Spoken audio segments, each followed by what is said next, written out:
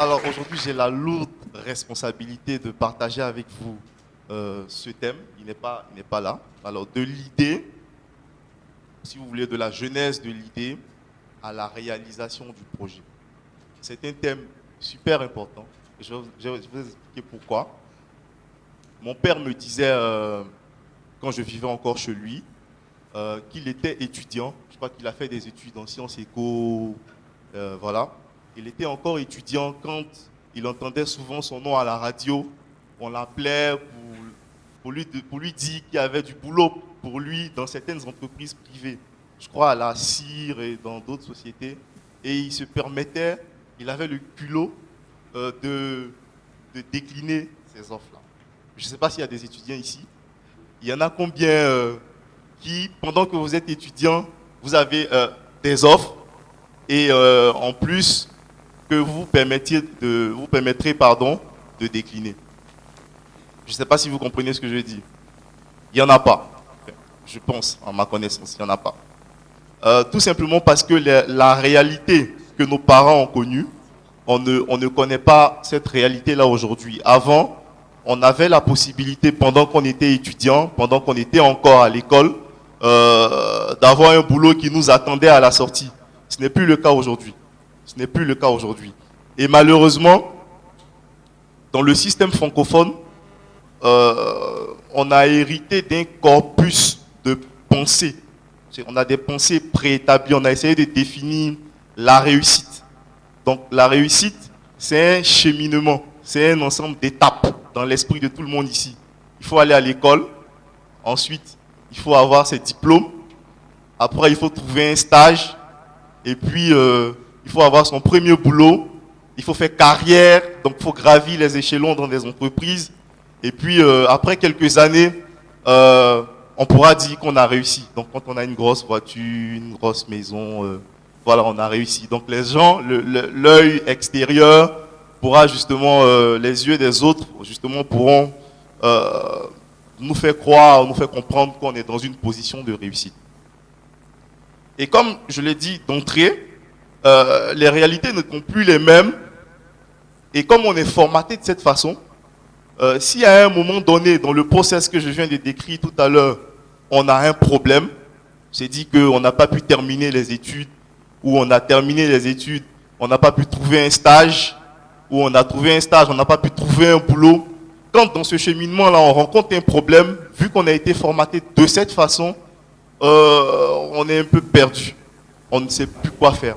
Donc, résultat des courses, taux de chômage super élevé, beaucoup de gérants de cabine à tous les carrefours, taux de cybercriminalité, donc on appelle brouteur, super développé, super élevé, pardon, ici en Côte d'Ivoire et même en Afrique. Et du coup, on se pose la question, de plus en plus aujourd'hui, ce genre de conférences-là nous ont permis de comprendre qu'on a une voie, on a une sortie, on a une solution. Et on a, tout à l'heure, avant que la conférence ne commence, j'ai vu un speaker qui parlait d'entrepreneuriat. On nous dit que c'est la porte de sortie. Donc le système anglo-saxon, il est différent de celui que j'ai décrit tout à l'heure. On peut être Mark Zuckerberg, étudiant, et créer Facebook, être dans le top 5 des plus grandes multinationales au monde. On peut être Larry Page ou je ne sais pas qui d'autre, ne pas finir ses études et être milliardaire en fait. Et en fait, la voie de sortie, comme je l'ai dit tout à l'heure, c'est l'entrepreneuriat.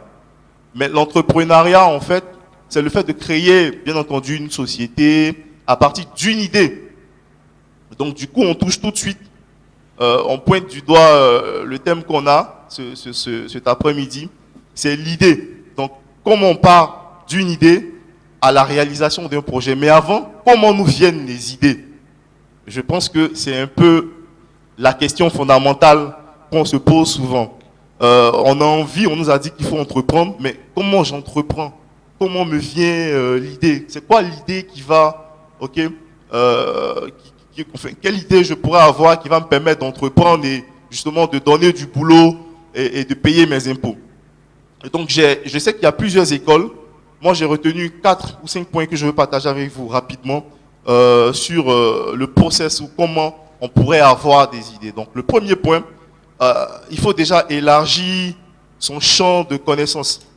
Premier point, j'ai dit on a la chance d'être allé à l'école, il ne faut pas se contenter du cursus qu'on a, il faut être curieux, il faut lire des livres. Il y a 2 ou 3 semaines, j'étais en train d'apprendre à développer sur Python. Je ne suis pas informaticien, je suis marketeur, j'ai fait un peu de finance et j'ai créé un code sur Python. J'ai vu sur Facebook, sur Google, j'ai fait des recherches, j'ai vu des documents, j'ai lu et j'ai essayé de créer des codes. Donc il faut lire et moi je lis tout. Voilà, je lis des magazines spécialisés, des magazines religieux. Enfin, je lis tout. Donc je pense qu'il faut élargir son champ de réflexion. Il y a quelqu'un qui disait qu'on crée à partir de ce qu'on connaît. Donc si tu ne connais pas, tu ne peux pas créer. Voilà. Donc il faut élargir, premier point, son champ de connaissance. Deuxième point, il y a un pasteur que j'aime bien qui s'appelle Mohamed Sanogo, qui dit qu'on ne devient que ce à quoi on pense le plus. Voilà. C'est dit que tu deviens ce à quoi tu médites le plus. C'est dit, ce qui domine tes pensées, tes réflexions, c'est ce qui te façonne et c'est ce que tu deviens. On devient le fruit de nos réflexions, de nos pensées. Vous convenez avec moi que dans une journée, on a 1000 pensées qui nous traversent l'esprit. Donc là, je ne suis pas en train de parler des idées ou des pensées qui nous traversent l'esprit. Je parle des idées ou des pensées sur lesquelles on s'arrête, sur lesquelles on prend du temps pour méditer. Voilà. Et le deuxième point, justement, se basant sur ce point-là, c'est le rêve.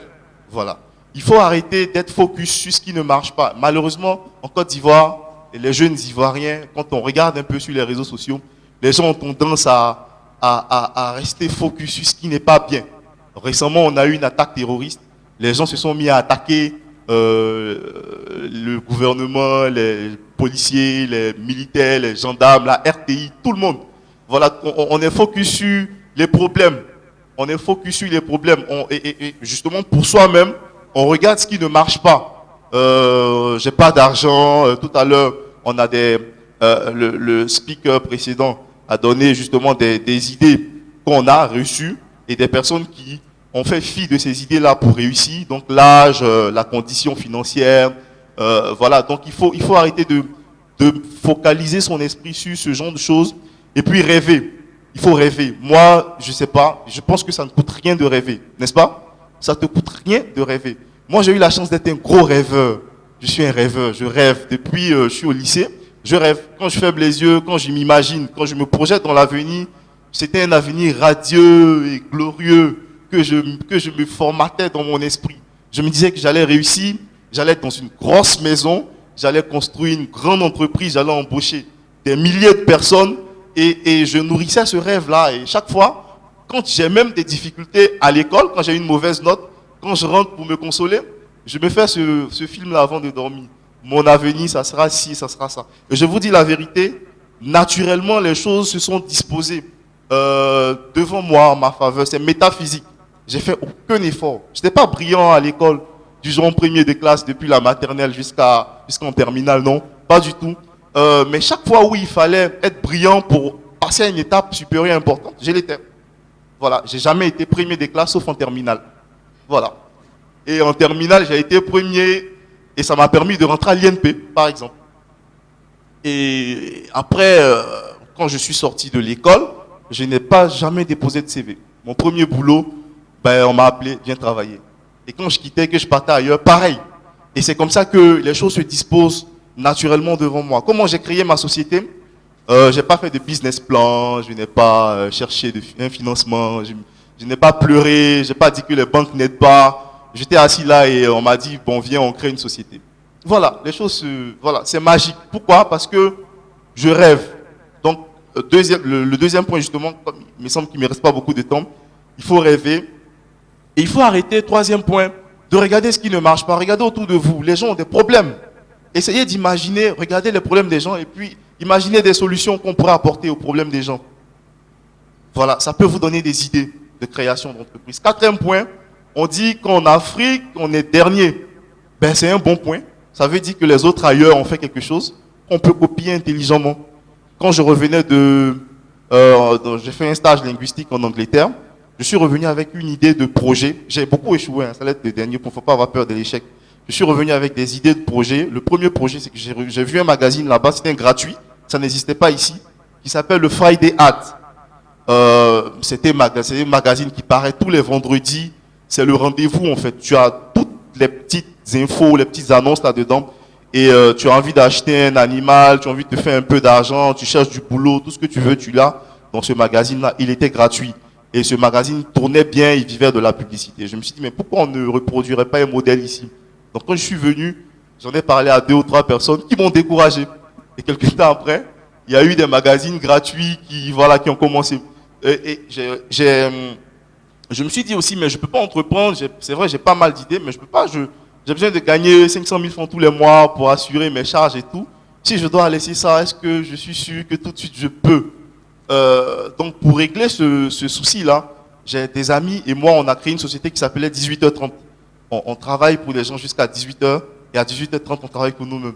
Donc à 18h30, on se voyait tous les soirs et on travaillait sur nos projets. On avait pas mal d'idées qu'on tentait de développer.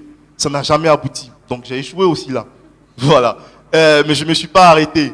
J'ai eu l'idée de succès assuré il y a 5 ans. Au départ, je ne savais pas comment gagner de l'argent avec. Je me suis dit, nous, quand on était élèves, on a eu besoin d'avoir des anciens sujets d'examen. Donc ça pourrait intéresser les élèves d'avoir sur une plateforme numérique des anciens sujets d'examen, peut-être avec la correction. Et j'ai réuni des amis, on s'est assis, on a développé. Je ne suis pas développeur, on a développé, on a acheté des anciens sujets là, enfin les annales là. On a numérisé, on a mis en ligne pendant 2 nuits dans un garage quelque part sur le VGE à Abidjan. Et on a fait la promotion sur les réseaux sociaux. On a eu beaucoup de bénédictions, on n'a jamais eu d'argent. Mais les gens nous ont bénis. Et au bout de 5 ans, on a signé un contrat important avec MTN. On a signé notre contrat avec Orange, mais en France, le groupe. Et il s'apprête à, on va dire, déployer ce système-là sur tous les pays où il y a Orange en Afrique. Avec un chiffre d'affaires prévisionnel par pays, donc par filiale, de 80 millions mois. Donc multiplié par le nombre de filiales. Quelque chose qu'on a, au départ, on en faisait pour s'amuser. C'est devenu un projet super important et voilà. Donc, dernier point, il ne faut pas avoir peur. Il ne faut pas avoir peur de l'échec. L'échec, c'est un apprentissage. Considérez cela. Si vous avez échoué, vous n'avez rien perdu, mais au moins vous aurez essayé. Voilà. Et vous en tirez des leçons pour le next step. Donc, le second gros point que je vais aborder, le premier point, c'était comment nous viennent les idées. Je vais le faire en 2 minutes, rassurez-vous. C'est comment, alors, le transformer en projet viable. Alors, il faut rester focus sur son rêve. Il y a d'autres plateformes je sais pas, à l'école même on enseigne, il faut faire un business plan, voilà, ça, c'est pas le lieu. Mais moi, je veux juste vous dire que le rêve que vous aviez quand vous créiez ou quand vous aviez cette idée et qui vous a poussé à commencer la création, il faut le garder. Parce que quand vous aurez des difficultés, parce que normalement, vous en aurez, c'est sûr, c'est ce rêve-là qui va faire que vous allez demeurer ferme. Je vous demande donc, chers amis, de fouiller dans votre esprit, de chercher l'idée qui justement permettra d'aller on a Facebook aujourd'hui. Aujourd'hui, c'est avec le numérique. Ça va très vite. Donc, je souhaite avoir le prochain Facebook qui sort de cette salle. Je vous remercie.